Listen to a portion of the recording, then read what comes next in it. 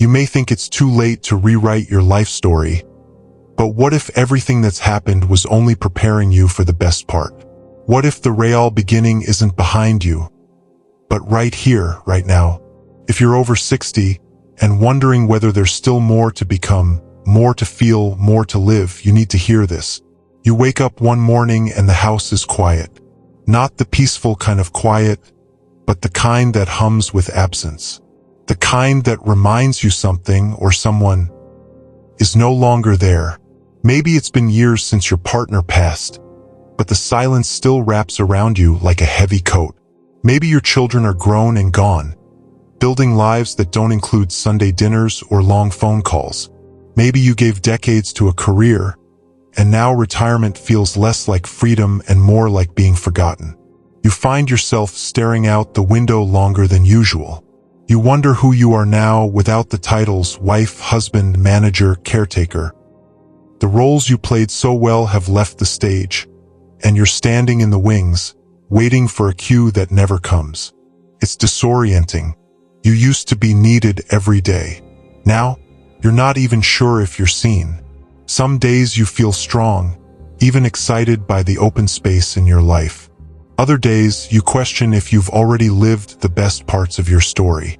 You try to keep busy. Maybe you volunteer or garden or scroll through old photos. But there's a quiet ache that sneaks up on you, especially in the evening. A question that lingers, is this all that's left? But let me tell you something, and I want you to hear it not just with your ears, but with the part of you that still dares to hope. You're not broken. You're becoming. This isn't the epilogue of your story. It's the unwritten chapter. The one where you stop surviving and start truly living. You haven't missed your moment. You were your moment. And if no one else has told you this lately, you are allowed to start over at 60. You're allowed to fall in love with life at 70. You're allowed to let go of everything that hurt you, failed you, or made you believe you weren't enough and replace it with peace, purpose, and joy. In the next few minutes, we're going to talk not about regrets, not about what you didn't do, but about what you still can. I'm going to walk you through 5 habits. Harmless at first glance. Quiet. Familiar. But they're stealing from you years of energy, of connection, of passion. Maybe they've already taken more than you realized. Habit number 1, neglecting sleep. Let me ask you something. How did you sleep last night? And I mean really sleep. Not just tossing and turning for hours. Not waking up at 3 a.m. to stare at the ceiling.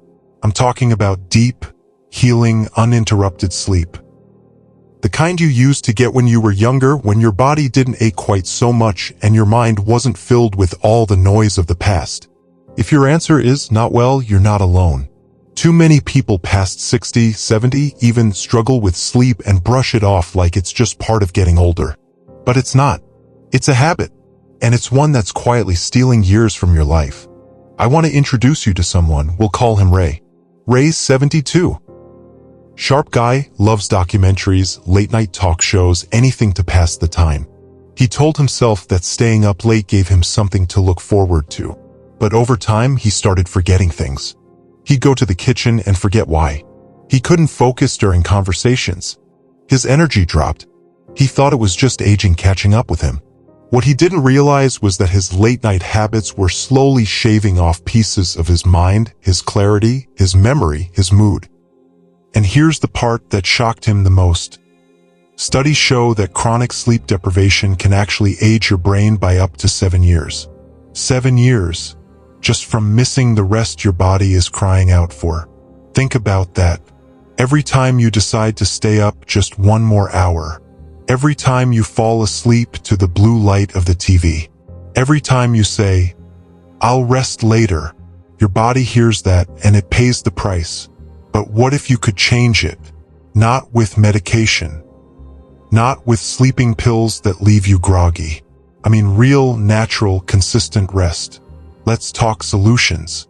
Start by picking a bedtime and sticking to it, even on weekends. You're retraining your brain. Create a wind-down routine. A cup of herbal tea, maybe some soft music, dim the lights. Keep your room cool and dark, your body sleeps best that way. And if you struggle to fall asleep, consider melatonin. Not every night, just when your rhythm needs a little nudge. Here's the truth. Sleep isn't just downtime. It's when your body repairs. It's when your brain clears out toxins. It's when your heart, your hormones, your immune system reset. Think of it like a reset button. And if you don't press it, you're stuck repeating yesterday every day. Habit number 2, avoiding movement. Can I ask you something personal? When was the last time you really moved your body, not just to get from the bed to the couch or the couch to the kitchen, but truly moved with intention? Not for chores, not because you had to, but just to feel alive? A lot of people don't realize how still they've become until the body starts whispering in pain. And when they don't listen, the whispers become shouts. A stiff back, aching knees, trouble getting out of a chair. Sound familiar? We tell ourselves it's normal, that it's just part of aging. But what if I told you the lack of movement, the sitting, the avoiding, the stillness is what's accelerating the aging? What if the pain isn't a reason to stop moving, but a message to start? Let me tell you about someone I met. Her name's June. She's 68. Smart, sharp, used to love gardening. But arthritis in her knees made walking hard. She stopped going outside as much. Sat most days. Said the pain just wasn't worth it anymore. But the more she sat, the worse she felt. She lost strength, her joints got stiffer, and her energy dipped. It was a quiet decline. Until her daughter convinced her to try a chair yoga class just once. She hesitated, but she went. Slowly, she began moving again, breathing with each stretch. Then she added short walks just to the mailbox and back. Within a few weeks, something shifted. Her pain didn't disappear, but it dulled. Her joints stopped screaming. Her mood lifted. Her sleep improved. She even started gardening again. That's what movement does. It doesn't just keep your muscles strong. It keeps your spirit from shrinking. Because motion is life. Every step you take, no matter how small, is an act of resistance against aging. Against the idea that you have to slow down just because the calendar says so. And no, I'm not telling you to run a marathon. I'm saying start where you are. Daily walking, even just around the house. Gentle chair yoga from a YouTube video. Tai Chi in the morning sun. Water aerobics at the local pool. Movement that meets your body where it is. Don't wait until you lose the ability to move before realizing how powerful it is. You have a body that still works. Honor it. Use it. Strengthen it. Because the more you move, the more you live. Habit number 3, holding on to resentment. Let me ask you something that might make you pause for a moment. What are you still carrying that no longer belongs in your hands? Maybe it's something someone said to you 30 years ago. Maybe it's the way you were treated by a sibling or a partner who betrayed your trust. Maybe it's the life you imagined but never got to live. Whatever it is, it lingers. Quiet but heavy. Familiar but corrosive. You smile through it, say you've moved on. But inside, it still tugs at you, doesn't it? Let me tell you about Gerald. He's 74 now. Proud, private man. Built a life for himself. Raised a family. Ran a small business. But he hadn't spoken to his brother in over 40 years. Something about a falling out after their mother died. Money, pride doesn't really matter now. What matters is how it stayed with him. That silence. That weight. For decades, he told himself he was fine. I don't need him, he'd say. But over the years, that bitterness started to eat away at him. Not just emotionally, but physically. High blood pressure. Trouble sleeping. A heaviness in his chest that doctors couldn't explain. And then one day, out of nowhere, he saw a photo of his brother online, older now, thinner, sick-looking. And something cracked open inside him. He picked up the phone, called, said, I don't even remember what we were fighting about anymore. There were tears, and laughter, and silence. But for the first time in decades, there was also peace. Carrying resentment is like drinking poison and waiting for someone else to die. You think you're punishing them, but it's you who pays the price. Your heart carries it. Your body absorbs it. Your spirit dims under its weight. So what can you do? Start small. Start quiet. Write it down. All of it. Every name, every wound, every what if. Don't censor yourself. Let it pour out like ink from a pen that's been capped too long. Then breathe. Consider guided meditations. There are beautiful ones out there made just for healing past hurts. Or talk to someone who's trained to help: therapists, counselors, senior support groups.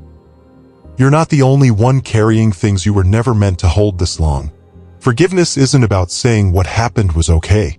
It's about deciding that your peace matters more than your pain, that you deserve better than the prison of old wounds.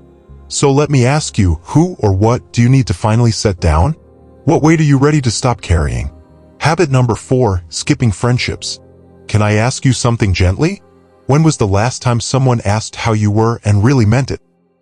Not out of politeness, not in passing, but someone who genuinely wanted to hear the answer.